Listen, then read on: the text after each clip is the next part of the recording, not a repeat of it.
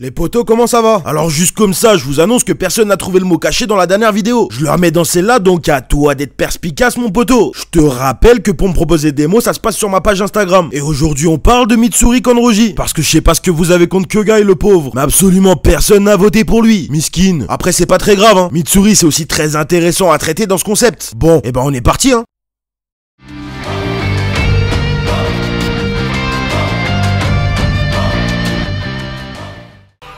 私が言いたかった。親方様にご挨拶。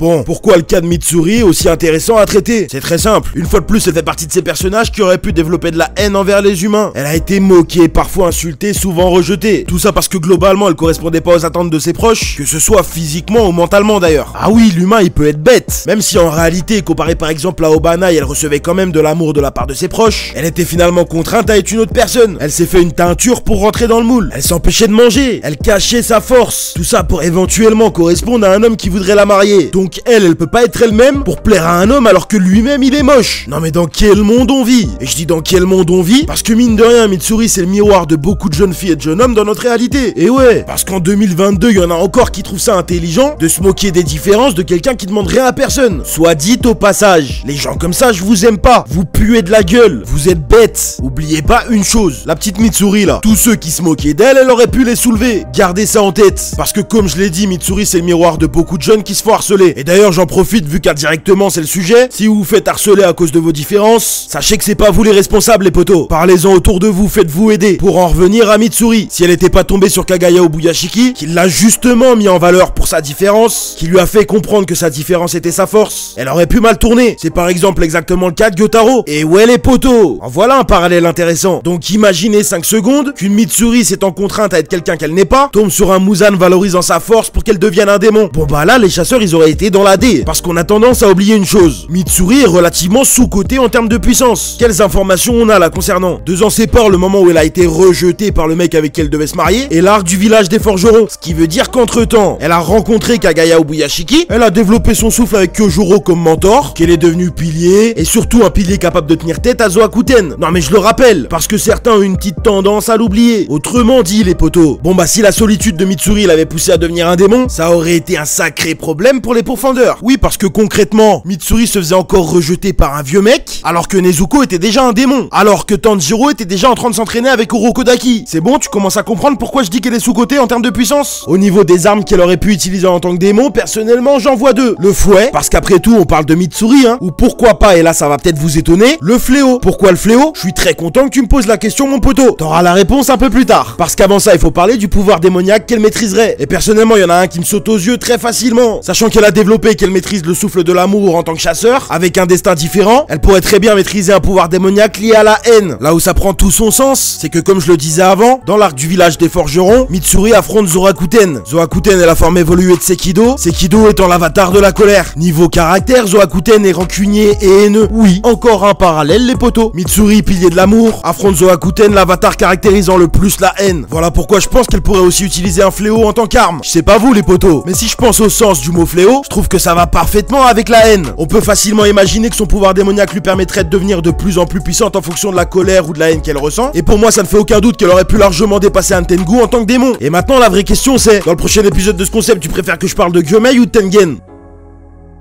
Je pense que ça s'est senti les potos, mais j'aime beaucoup parler de ce personnage. Déjà parce que peu de monde en parle, et aussi parce que comme je l'ai répété plusieurs fois, je trouve qu'elle est pas appréciée à sa juste valeur. Probablement dû au fait qu'à première vue, elle semble être un cliché du manga niveau personnage féminin. Sauf que quand on creuse en profondeur, on se rend compte que Mitsuri est un personnage incroyable, qui est évidemment extrêmement bien développé. Les potos, plus que jamais, je compte sur vous pour m'apporter un maximum de soutien. Ça me ferait extrêmement plaisir que vous partagiez cette vidéo en masse. Merci à ceux qui pensent que je suis sous-coté dans ce game, mais sachez que le meilleur moyen de m'aider c'est celui-là. N'hésitez pas à me dire ce que vous en pensez et quel pouvoir démoniaque vous auriez donné à Mitsuri. En attendant, cette vidéo arrive à son terme, j'espère qu'elle t'a plu et je te remercie de l'avoir regardé. C'était le pilier du renard, à la prochaine. ここで大正こそこそ噂話。宇髄さんの家は一夫多妻制で、15になったら3人の妻を俺も忍びになろっかな。なら今日から忍びの修行だな。いやー